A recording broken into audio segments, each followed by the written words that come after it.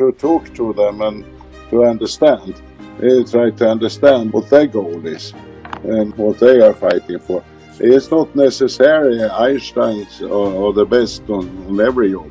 Some people are very good to do what they do and not necessary to go up in the career. Career people is one thing, the other is everyone is the same importance of.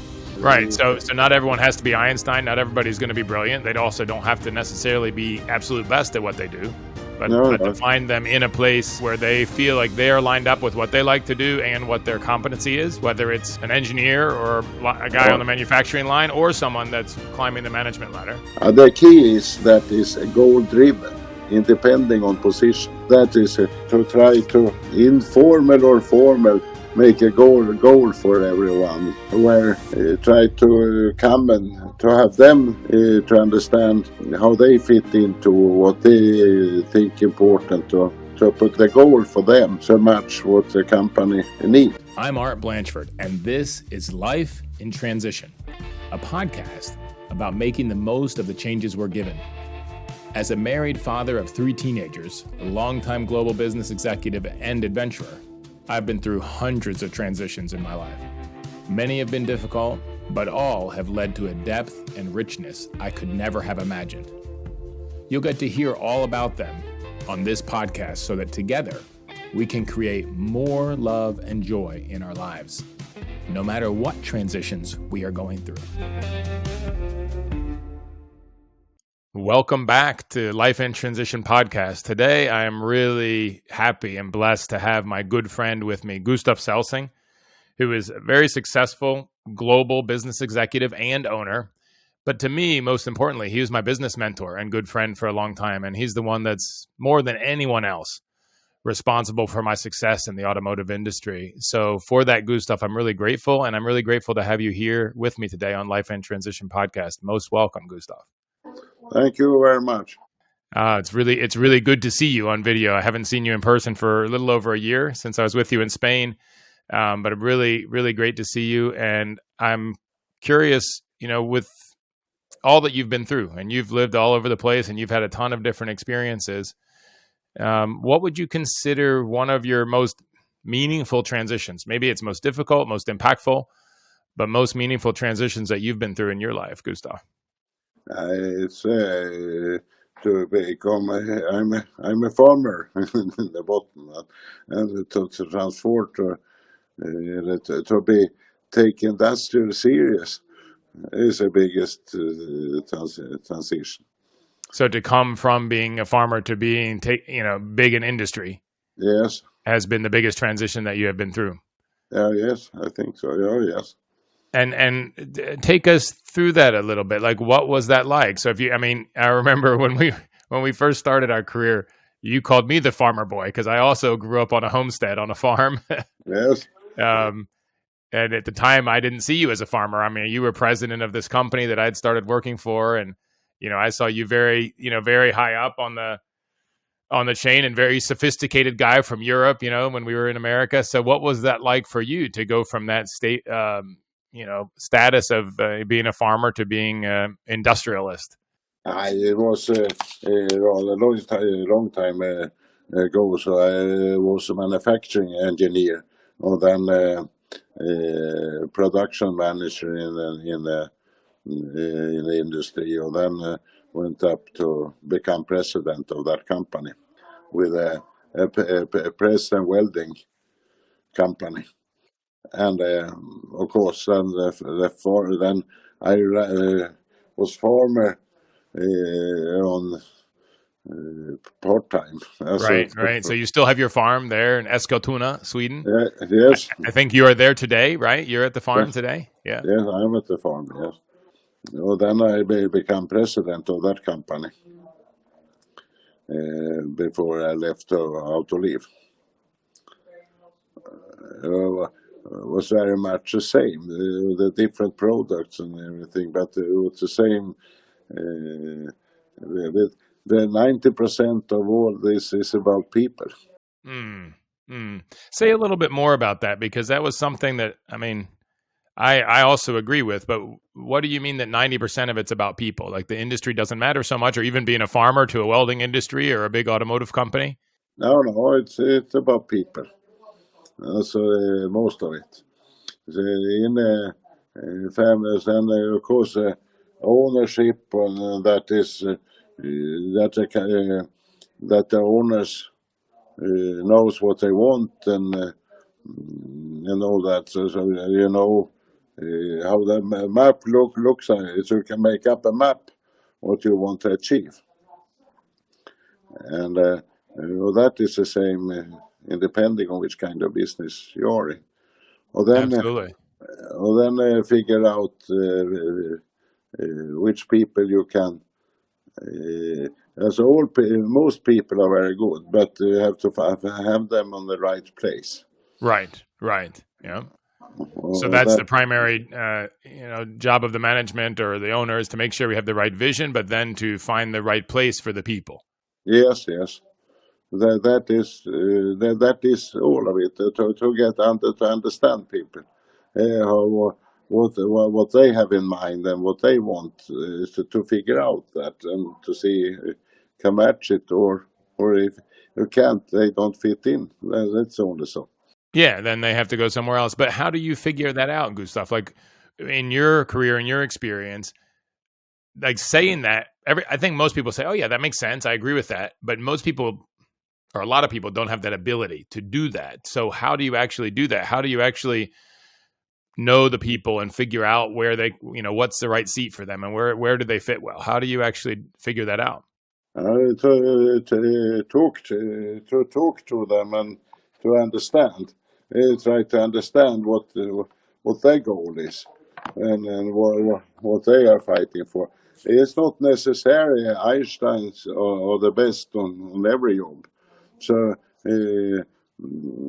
some people are very good to do what they do, and not necessary to go up and in the career. Career people is one thing. The other is everyone is same importance of. Right. So not everyone has to be Einstein. Not everybody's going to be brilliant. They also don't have to necessarily be absolute best at what they do, but No, to find them in a place that where they feel like they are lined up with what they like to do and what their competency is, whether it's an engineer or a guy on the manufacturing line or someone that's climbing the management ladder. The key is that is goal driven, independing on position. That is to try to informal or formal make a goal for everyone, where try to come and to have them to understand how they fit into what they think important, and Okay. to put the goal for them so much what the company need. So that you have this overall vision, which comes from the ownership or the senior leadership, but then you're saying to understand the people and then to help them to see how their personal goals or values can line up with what it is the company needs. Yeah, yes. And then it doesn't matter so much where they are in the company, but to help them to see how their contribution makes a difference. And absolutely, it's no company is run by Einsteins all over. It's not needed. right. So fit on. So must be space for theoretical people to do their job, and space for practical people to do what they are good at. Right. And you said something else earlier. I want to go back to it. You said there's not any one is more important than the other. Say a little bit more about that. It has a bunch have been in Soviet and in Russia and in many different cultures. Well, to understand the culture take about 6 months to 1 year to read how people are thinking, what drives them. That they have to be patient on, because sometimes where they are coming from, what they are how they are thinking. And it's so different in different culture what is important. And I think about the places you have lived, obviously Sweden, but I know Russia, Italy, US. I'm sure I'm missing something. What other countries have you lived in? I know you worked a lot in Germany, but I don't know if you ever lived there. No, but in Holland. Holland as well. Okay. And in Germany, I should never take a job in Germany because I like when it's so hierarchic. Right. And have not been needed to drive hierarchic anywhere I have been. And this comes back to what you were saying earlier, that you don't see any person or position as inherently more important than the other, that every person has the basic dignity, the basic human beingness, whether it's a line operator, whether it's the president, whether it's a janitor, whether it's the owner. Yes, everyone is the same importance. So yeah, and that's one thing I very much feel as well, very much. And I mean, even when I was in China, I had a vice president, very effective vice president of operations, running $1 billion of business for me when I was in China. But he couldn't. He looked down on his people. He felt like he was better than everybody else. I hope that I always say that I hope they are better than me. Yeah, right. But because of that difference in value, like he couldn't see his line workers. I think at the time he had somewhere around 2,000 or 3,000 people that worked for him on the production line. And he saw them as secondary citizens. So eventually he had to leave the company, and go to a company maybe that had a different culture like that. But I have such a strong bias that it doesn't matter the position. Everybody has the same value as a human being, and they're all needed in the company as well. You can't make parts without people to make parts. No, right? And it's and also opinions can be. You think he doesn't understand that and that, but it's often right. Yeah. No, often, yeah. The person closest to the work often has the best idea about how to improve it or what's the next step. Yeah, no, that's for sure. That's for sure. So I think about Gustav and my interaction with you. When I first met you, I want to say I was 23 years old when I first met you. And I'd interviewed with Tommy Anderson, and you were president. Tommy Anderson was vice president, and he had wanted to offer me this job, but he said you should meet the boss first and make sure that he doesn't hate you or that you don't hate him. And I remember the one thing that you said was, if you're leaving the other company thinking there's going to be no problems over here, there's going to be just as many problems here as there is at your old company. But there was something about you that, one of the things that I remember as many times when we interacted is that, you could give me a hard direction or hard feedback, but with a big smile on your face. That was genuine. And that made a big difference, right? And the way that I felt that you saw me and saw what I was capable of. And that was very, I don't know, it felt really good. And it gave me a chance to feel like I could trust you and I could listen to what you had to say as we grew up. And I put my full, I put my full stake in that and my full trust in that at the beginning of my career. And wherever you pointed me, that's where I went. And it was always interesting, often very challenging, sometimes way above what I thought I could do. But knowing that I had you in the corner to call on allowed me to take those big steps that I thought were too big, even leaps that were, that I thought maybe were too big in my career. Yes, it's it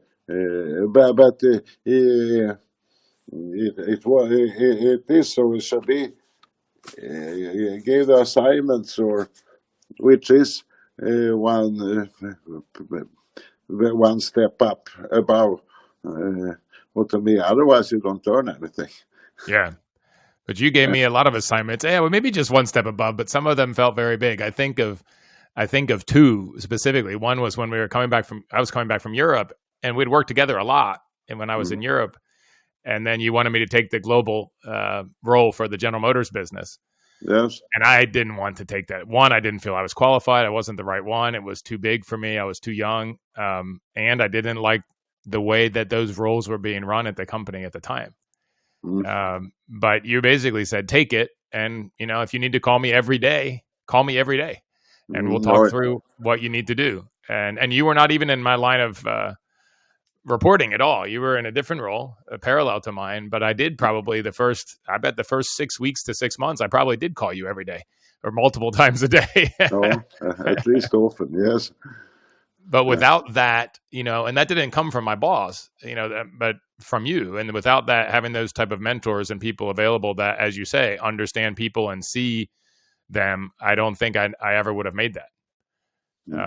And the second one was when when I was coming back into the company after being left, and I was going to be in charge of all the operations in North America for General Motors. And I said, this is such a mess, Gustav. And I have all these people looking at me, and what am I going to do? And you said it doesn't, and this was really interesting. You said it doesn't matter so much the details. There's a few basics that you need to do, but you have to pick something as a leader. You have to pick something, 2, 3, 4 actions at the most, and then point people in that direction and go. And it doesn't have to be the perfect actions. You don't have to be an Einstein, as you said, but they will move in the right direction. You get everybody moving in the right direction, and then you get the momentum, and it will work. No, that is everything, and that it goes in the same direction. Right. Motion in the same direction. That is still.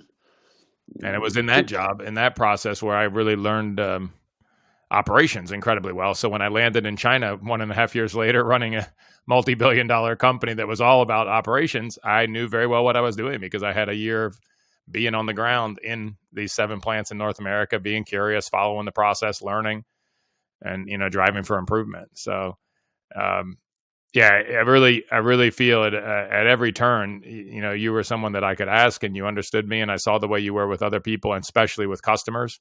The understanding you had of customers was also, the best I've ever seen.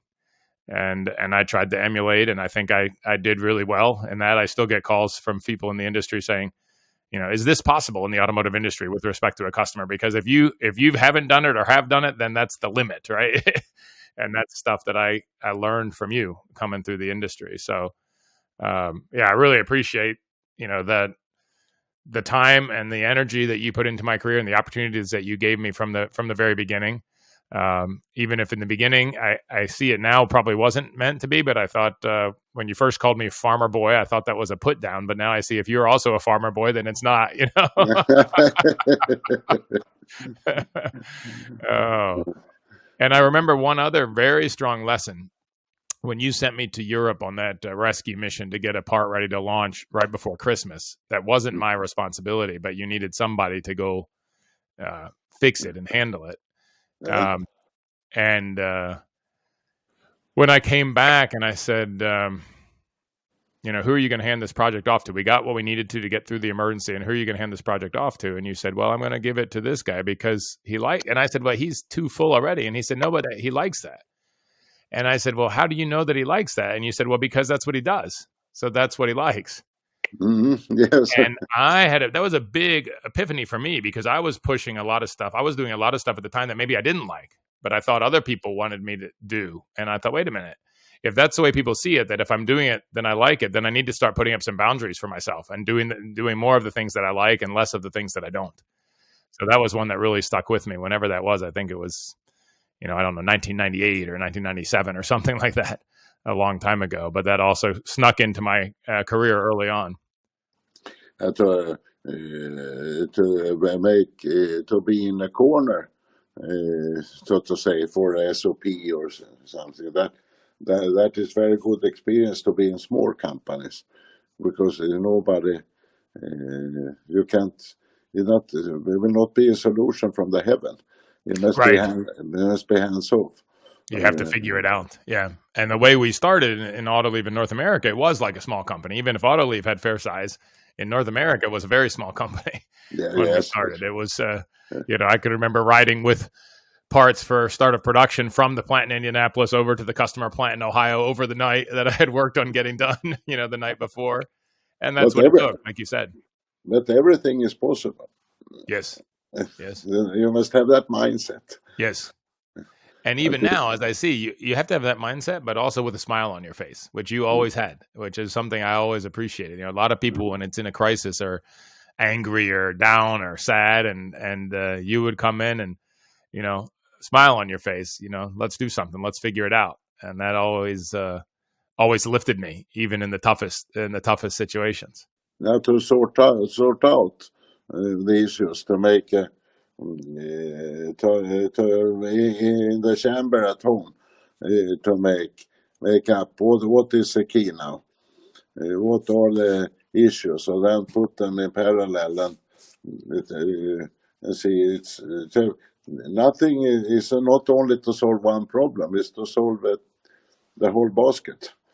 Right. And then on distance it's easier to do that. On distance, it's easy to do that. Yes. If you can take a step back and look at the bigger picture.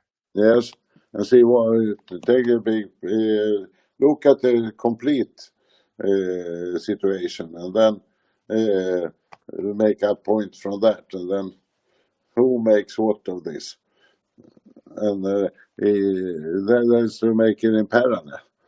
That is a key. But otherwise, in crisis, then you get stuck if you don't push all the bolts at the same time.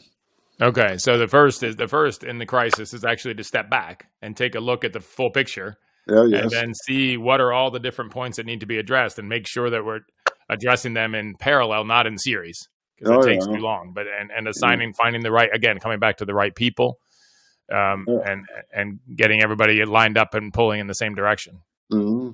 That is what it's about. As everyone in the same direction is everything. If that doesn't work, then if it's fight about that and babble about that, it doesn't solve any problem.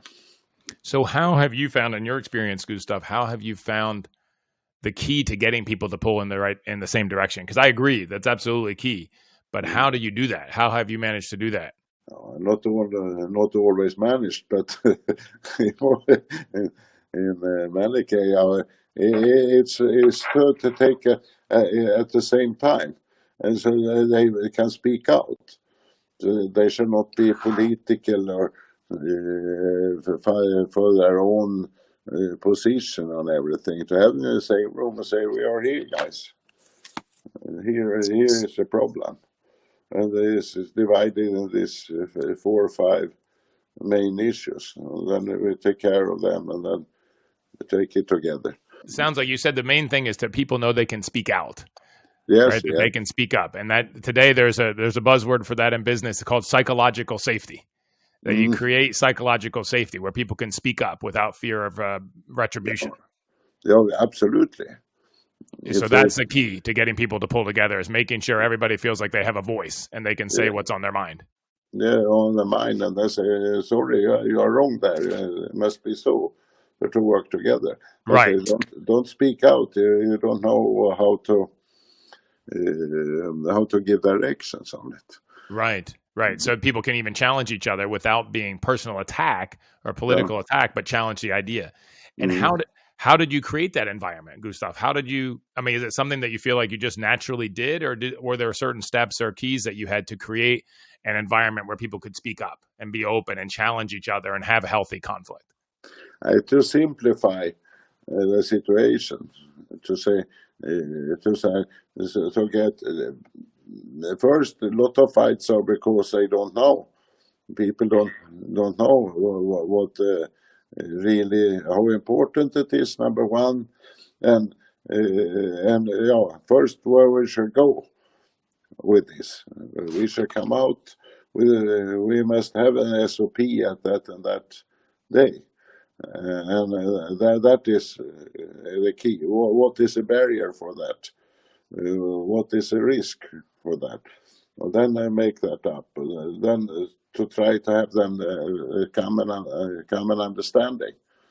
Well, then start with really. Well, that of course is very spread opinions in the beginning. Sure. And the different culture. The German culture is very good hierarchic-wise, so it works as well. But for them, not for me. Right. So you want to have something where, again, You understand the problem, but then you really make an environment where everybody can speak up, everybody can share their opinion, everybody can. Yeah. If they don't have, if you don't know their opinion, you don't know how to redirect it. Right. Uh, Right. Otherwise, they are thinking one way and agrees because the hierarchy reason. Right. Yeah. Oh, They feel like they have to agree because the boss said so. oh yes. Right. You can't have common understanding from the beginning with everyone. That is a given. But to listen what they think and how that fit in, and then correct that this and this is right, this must be so and so for to work. And if they don't accept to run in another direction, so sorry, then you have to change person or position or whatever. Right. Because you have to have to march in one direction so much as possible. No, that makes sense. So, Gustav, if we look back at this biggest transition you felt like was moving from the farm to being, big in industry, and yes. what is the biggest thing that you feel like you've learned through that transition for yourself? That is that tea is. I don't think it's. I've learned how important it is with teamwork. Absolutely. So the key is teamwork, really. Yes, that's all of it. All of it is, of course, the same on the farm, but not the same. But then you drive the tractor on the field. It's a different scale, maybe, on the farm. And when it comes to industry, then it is an orchestra. Yes. Yes, yeah. All instruments has playing on the same melody. Yeah.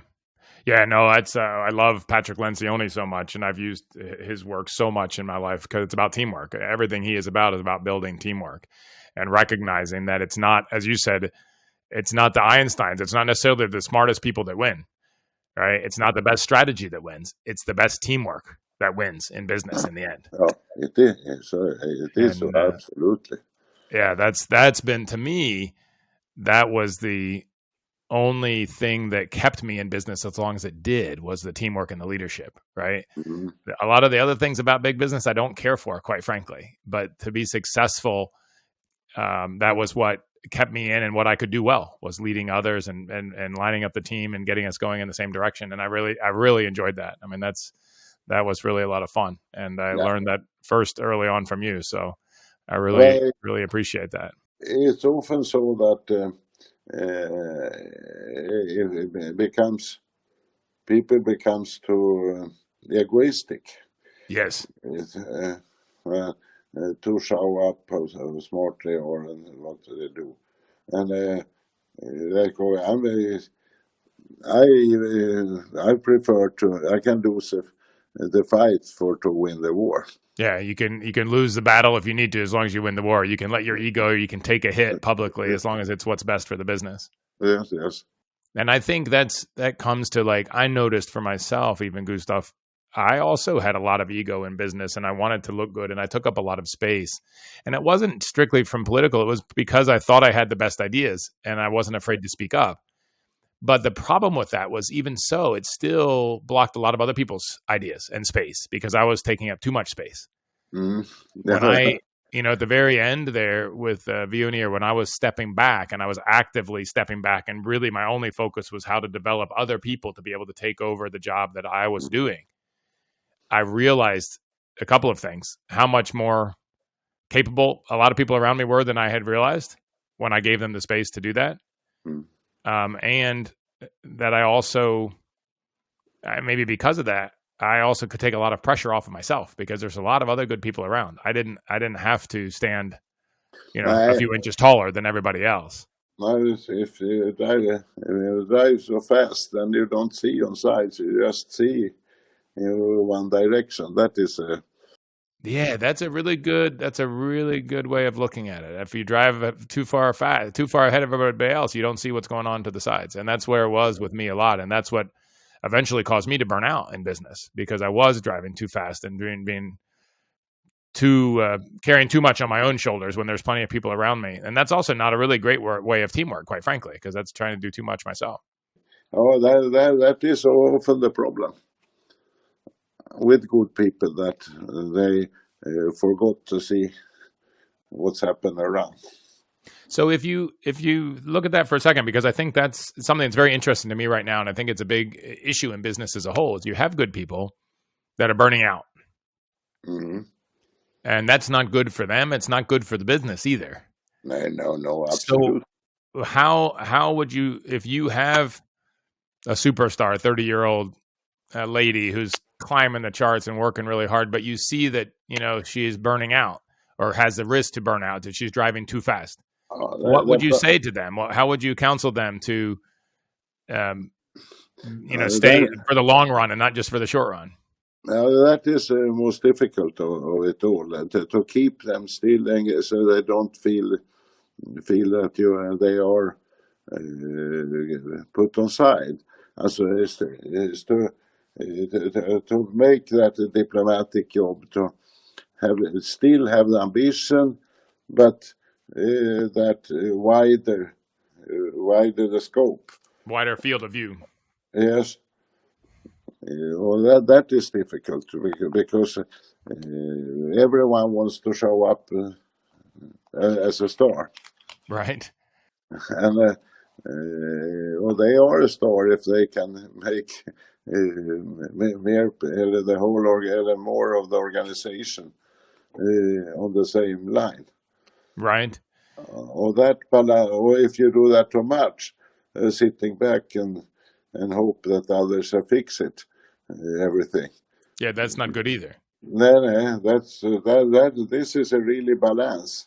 So it's to be a star, but not be a shooting star where you burn out. Yes. But how do you, like you said, it's the most difficult thing that there is, and to find that balance. But how have you been successful in coaching others in that way of keeping them from burning out, but still feeling like they're a key part of the work? I think I've been rather successful in it, to not to give free space, but balance, holding back when I see that overloaded. I think I've been very good at that. Not very good, but good at that. So, but by keeping an eye on it yourself and seeing, again, starting with the psychological safety, starting with the aspect that everybody can speak up, but if they're doing too much, to find a way to help them to pull back a little or take a break from time to time. Yes. And still, while still feeling an active part of the business. No, that is difficult, because when you do so, you tell them one is doing a very good job, working very hard, but it's too much for anyone to do that, and to hold them back. That it often it's happened that if you pull back and divide the job or the tasks, then they lose ambitions, or to keep the ambition. That is rather tricky. Did you ever have that? I mean, I know there weren't too many bosses. I don't know if there were any times where you were actually my boss, but did you ever see those times with me where I was doing too much and take any action to slow me down a little bit or pull me back in my career? Oh, yes. And maybe that's why it worked when we were still together. And then when it didn't work was when I was running 3 regions and sales and marketing in Veoneer, and that was too much on my own, and traveling around the world once or twice every month to check on the 3 regions I was running. Oh, yeah. You want to be the hero. Yeah.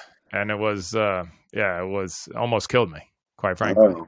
It was too much. And that was a lot of the reason probably why I'm not in it today, but that's okay. I'm really enjoying what I'm doing today. So that's okay. I had never pushed myself in that. I'm proud when people I rely on make it.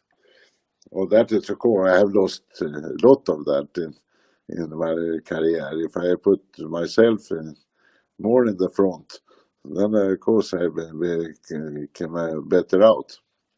Yeah, from your particular status or position, perhaps you would have Yeah. come better out. But you had a lot of your boys in the in the industry, No. that you were coaching and helping tremendously, and that's also a great gift to the industry, and in many different companies as well. I know many of us in many different companies that you were actively mentoring and coaching, which is really really valuable.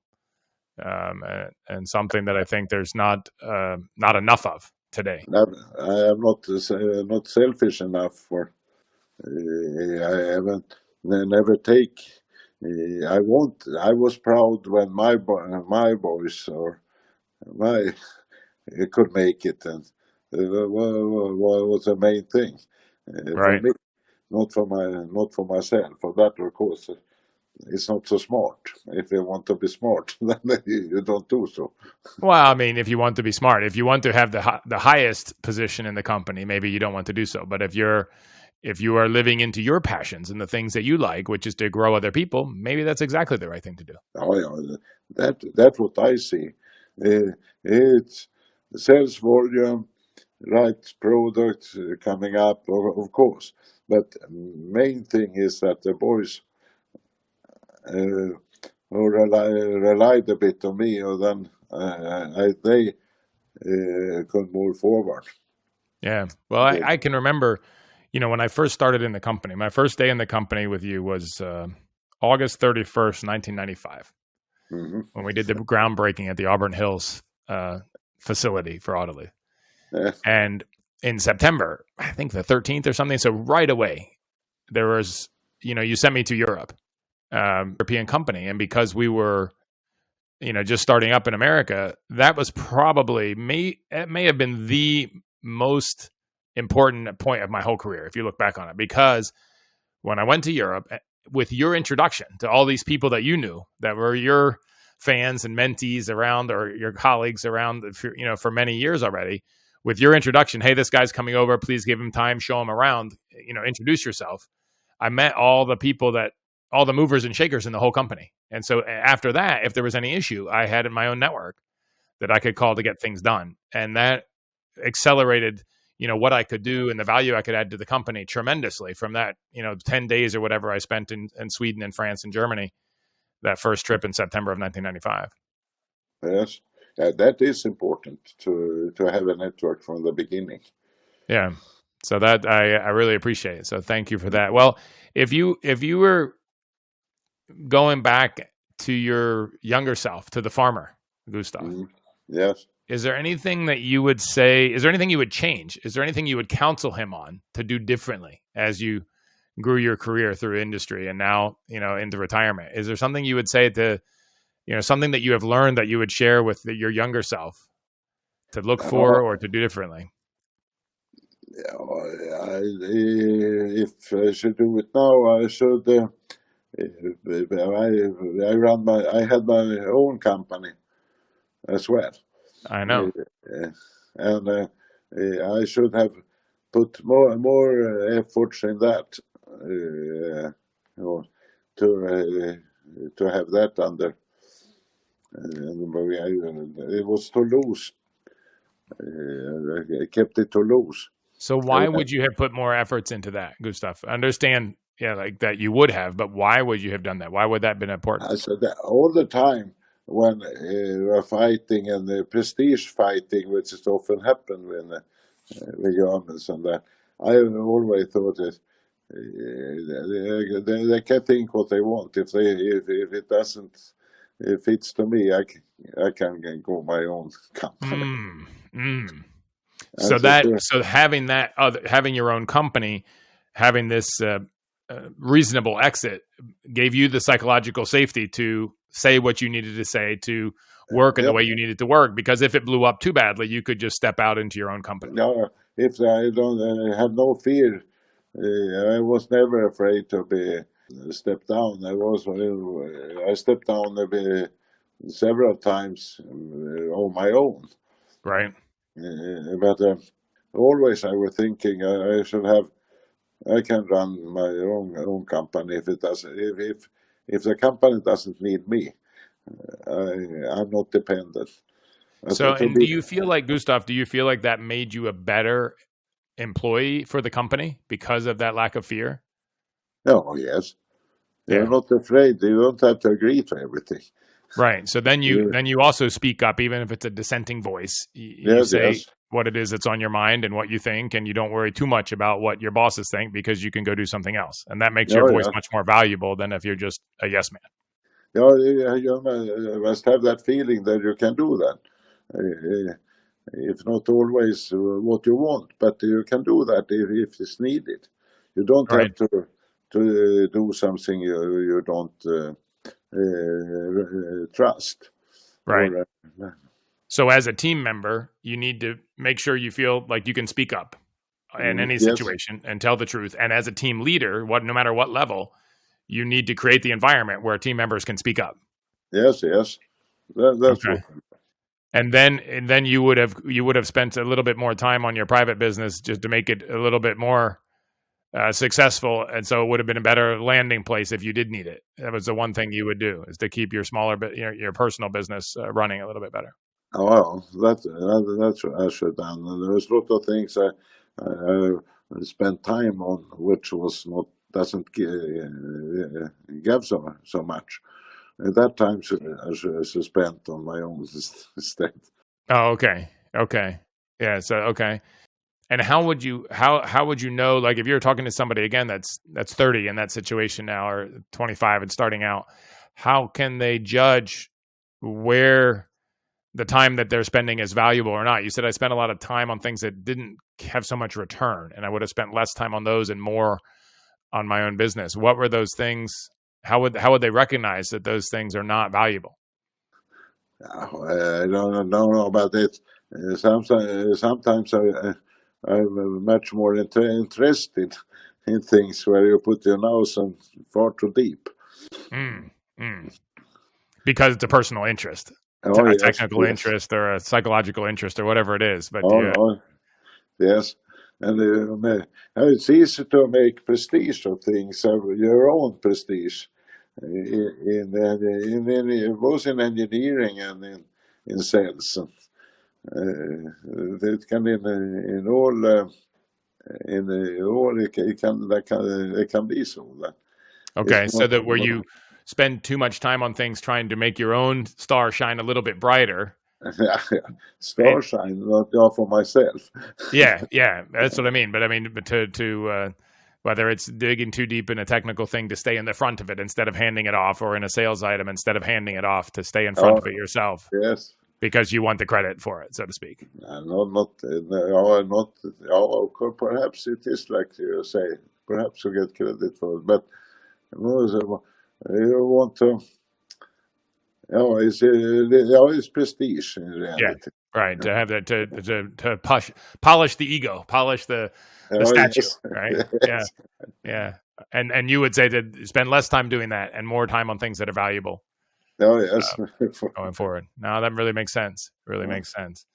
If there was one thing that you could give our listeners today, Gustav, just looking back, I mean, you've had a long and successful life, and wonderful family. I've spent a lot of time with you, and in the different places that you've lived and where you're living now. But if there's one thing that you look back over and you would give to our listeners today to say, this is the one thing that I would focus on, or this is the one tool that I would use to try to drive a career in the right way, what would that be? It would be to put up on stick to that, where you want to go yourself and the company, or everything. Have a real, very clear goal. Okay, so very clear goal or vision, both for your personal life as a whole and how the company fits into that, and for the company itself, and Yes, and to stick to that, to really have a clear goal and then work toward that, and let that be your North Star, yeah, so to speak. yes, and to have people to be online with that. And then to bring people, into alignment where we're all going the same direction. Yes. Very good. Well, Gustav, I really, really appreciate you taking the time to be with me today. It's great to see you. It's great to to reminisce some of these things and to think about how much that you've done for my life and my family's life, and where all the different continents we've bumped into each other on, and the really great trials we've been through, and the really great celebrations that we've had together too, both personally and professionally. It's really, really wonderful, and I really thank you for all of it. Thank you to you too, because when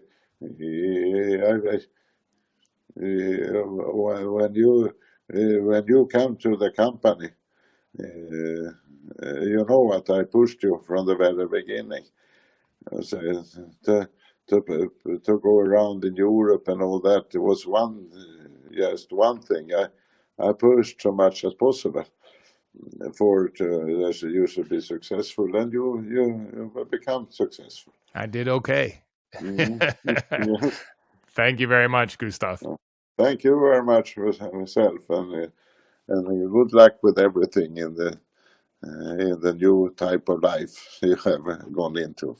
Thank you. Thank you. I can't wait to hear what action you are taking. Connect with me on LinkedIn or our website, lifeintransition.online, and let me know. Let a friend know too. It could be a huge encouragement to them and keep you on the track. Thank you so much for joining me today. Make sure you subscribe wherever you listen to podcasts, and it would mean a lot to me if you left a review and shared this episode with a friend. If you want to learn more about me and what I do when I'm not podcasting, please visit me at artblanchford.com. Thank you for listening. Together, let's make the most of life in transition.